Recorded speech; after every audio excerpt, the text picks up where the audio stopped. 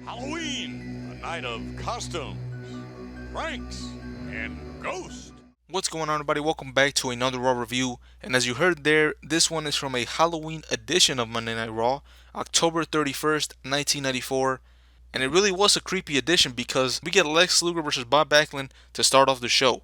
So, skipping to the end, Tatanka makes his way to ringside, and while Luger tries to cheap shot him off the apron, Backlund puts him in the crossface chicken wing, and the referee calls for the bell after Tatanka jumps in the ring.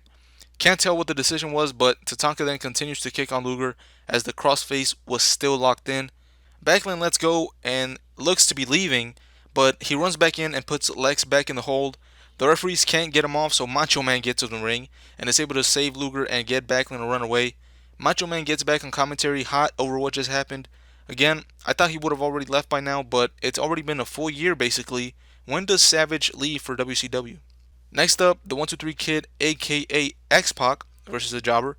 He comes out with his crazy new hairdo, a very 90s look for the kid here. Anyways, he picks up the win with a top rope leg drop. We have a Survivor Series update next. We have 3 weeks left, and it's taking place on the Wednesday before Thanksgiving.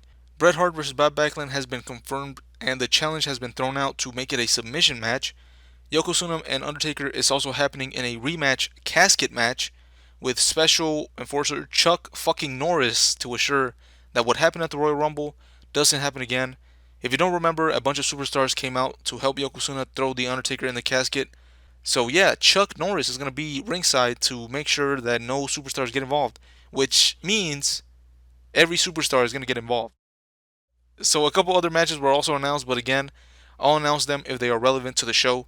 So next up, Million Dollar Man bought himself a human thumb. Crazy what money can buy nowadays, or back in the day. But in all seriousness, is King Kong Bundy coming out for a jobber match. Splash into the corner and a knee to the chest for the cover and the win. Bundy insists the referee to keep counting to 5. That's one of the worst gimmicks in wrestling, and Bundy does it there. Then we get another IRS vignette. He's at a guy's tombstone and says that he was reviewing his September 15 quarterly taxes and he found a slight error. The dinner that he had for the dead guy's daughter was not tax deductible, so he repossesses the flowers from his tomb and that should settle the debt. IRS says that if he's cheated once, he's cheated more than once, so he's going to keep reviewing that guy's taxes, that dead guy's taxes, because even when you're dead, you still have to pay taxes. A bunch of soccer players must have been kids watching the WWF and hated the IRS. It should explain why a lot of them aren't paying their taxes. Moving on, a spooky edition of the King's Court. The only thing spooky is how scary Jerry Lawler is on the mic. Please just end this shit already. I'm tired of these King's Courts. Where in the world is Jim Ross so that they could just put them together and get Jerry Lawler off of the active roster? His guest for this edition is The Undertaker along with Paul Bearer. Jerry asks Paul if he feels history repeating itself because of the last time that The Undertaker faced Yokozuna in a casket match. Bearer pulls out a magazine or article named Tombstone, and it's a history of The Undertaker. He turns pages of Taker's victims until he gets to the last page with the Yokozuna. The King asks why they got Chuck Norris as the special referee. Paul Bearer says that they didn't do it. It was the World Wrestling Federation that did it, so that deja vu doesn't happen. Undertaker tells Yokozuna that his time has come to be held responsible for his actions. He mentions he had 10 of the top WWF superstars help him at the Rumble, but I remember Diesel and Jeff Jarrett coming out who were not top anything at that time. And there were also superstars from Japan, so they weren't even WWF superstars.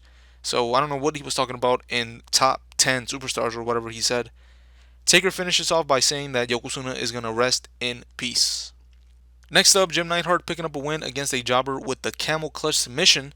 Jim and Owen are scheduled to take on Bret Hart and the Bulldog next week on Raw.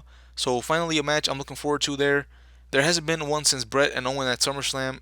Also, Owen and Neidhart humiliate the jobber after the match. Then they go backstage with Vince and Lex Luger. There's audio issues with this, so we don't hear anything of what they're saying. So Macho Man has to close the show, and as he does so, we cut back to Luger and Tatanka fighting backstage as Raw goes off the air. Alright, not a bad ending, so I'll give them that. So I think the good parts here outweigh the bad on this episode. If you're a Luger fan, or at least watching at the time, Luger vs. Backlund was fine and had an interesting aftermath. Then The Undertaker on King's Court wasn't bad. I know I give it a lot of shit, but it all really depends on the guests. So yeah, Undertaker on there wasn't that bad. The IRS vignette and how they ended the show was decent. and them announcing the tag match between the Hart family also built some interest for next week. So I'm going to say this was a good show. I didn't love it, but I can't really complain about it either. Most of the show kept interest around Survivor Series, and it had a beginning and end with the Luger and Tatanka situation. So yeah. With that being said, I'm out.